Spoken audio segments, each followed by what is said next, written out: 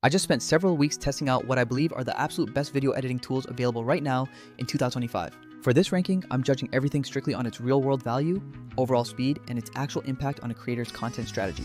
To be totally honest, some of these programs are absolute game changers, while others feel a bit too niche or even stuck a few years in the past.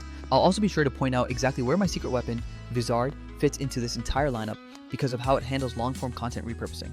Let's start with Adobe After Effects, the undisputed heavyweight champion if you live for motion design and truly cinematic VFX work. You can actually build insane particle systems, incredibly complicated compositing shots, and brand-level motion graphics that force viewers to stop scrolling. However, man, this software is a total resource monster, so you absolutely need a powerful machine to even run it smoothly. The learning curve is incredibly steep, and rendering complex projects can seriously drag on for hours. If you aren't already a dedicated motion graphics nerd, using After Effects for simple edits feels like massive overkill. I'm placing AE in the God tier category purely for its immense creative potential, but let's not pretend it's the fastest route for consistent short-form content creation. Switching gears completely, let's look at CapCut, which for a completely free tool keeps getting unbelievably good. The one-click auto captions, background removal features, and the giant template library make cranking out social clips ridiculously fast. It's also completely multi-platform, working on your phone, desktop, and even in a browser, which is perfect for creators constantly on the move.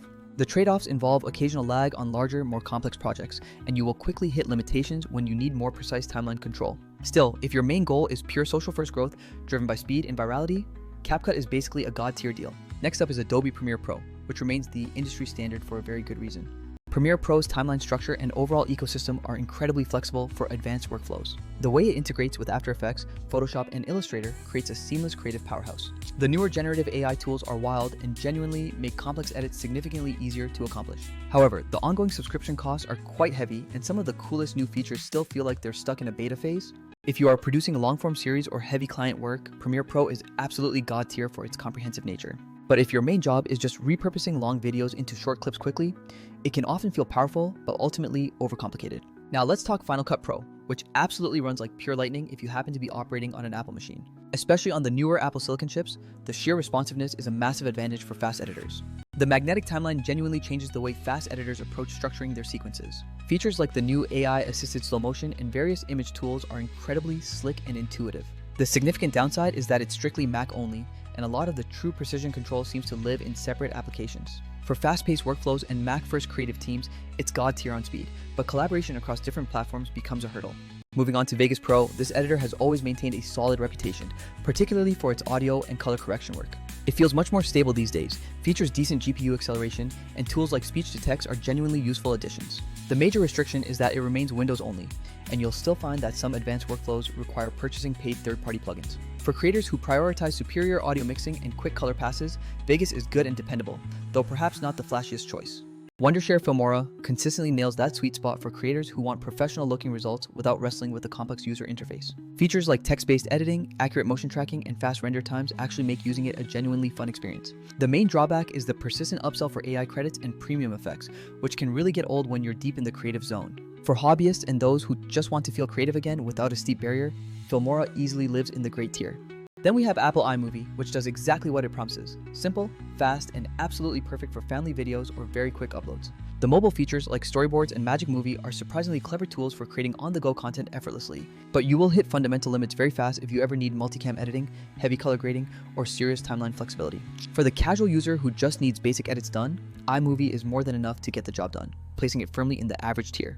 Cyberlink PowerDirector 365 surprisingly bridges the gap between consumer usability and professional features better than I expected. Their AI tools actually prove helpful, offering neat effects like voice changers and dynamic animated elements. The subscription model successfully keeps a steady flow of new effects coming, but it still lacks some high-level professional flexibility. It lands as a strong good tier option for creators who want quality output without the deep dive required for something like Premiere.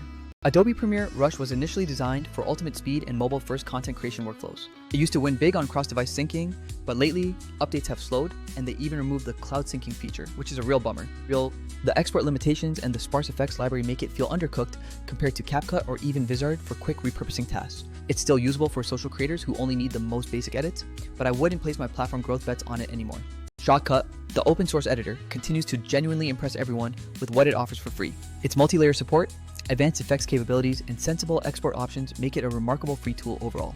The main hurdle is that the user interface is purely functional rather than flashy, meaning there is still a learning curve involved. For creators operating on a tight budget who don't mind investing time in learning, Shotcut is a great option to consider. Lightworks is a true veteran in the professional editing world, handling multicam setups and complex linear workflows quite well. It remains intuitive for traditional linear editing, but it's notably missing many of the modern AI tools like automated motion tracking. For established pro work that simply doesn't require the very latest bells and whistles, Lightworks is serviceable and lands in the good tier. DaVinci Resolve is the undisputed champion if you want Hollywood-level color grading, audio mastering, and VFX all within one single application. It seamlessly bundles editing, grading, Fusion VFX, and Fairlight Audio into one incredibly powerful pro suite. And the fact that the free version is so incredibly generous makes it an absolute must-try for any serious filmmaker. If you're producing high-end feature films or demanding documentary content, Resolve is truly the gold standard and undeniably god tier. But for creators who only need to quickly slice social clips from long live streams, it can feel a bit heavier than necessary. Microsoft Clipchamp, built right into Windows 11, serves as a fine basic editor with simple drag and drop functionality. It includes handy AI features like automatic captions and text-to-speech right out of the box. Exports are watermark-free up to 1080p, which is a nice perk, though it critically lacks things like proper motion tracking. For quick, simple edits on a Windows machine, it's perfectly average. Simple and accessible, but definitely not growth-focused. Canva Video has officially entered the ring, bringing its template expertise directly to the world of moving pictures. The drag-and-drop simplicity and massive template library make creating social assets shockingly easy for anyone. Their magic media generators can also save a ton of time when you are just trying to get an idea visualized quickly. The clear limitation is that advanced editing control is very restricted, and complex cuts or serious audio mixing are not its strong suit. It's great for creators who prioritize design-first content and speed, but it's not meant for deep, technical post-production. Okay, so where exactly does Vizard fit into this entire crowded landscape of editing software? If you are a creator recording long videos, podcasts, streams, or webinars, Vizard is the one tool you need for consistent short-form clips. It doesn't try to replace Premiere or After Effects when you need frame-by-frame precision. Instead, it attacks the tedious repurposing grind. This is the time-consuming part of content transformation that most other tools completely ignore. Here's the crucial point. The bottleneck today isn't the editor. It's actually finding the specific moments that are going to perform well online. You could spend hours in Resolve or Premiere just trimming, captioning, and exporting, then manually scheduling posts across every platform. Or you can simply let a powerful AI find those crucial viral moments for you automatically.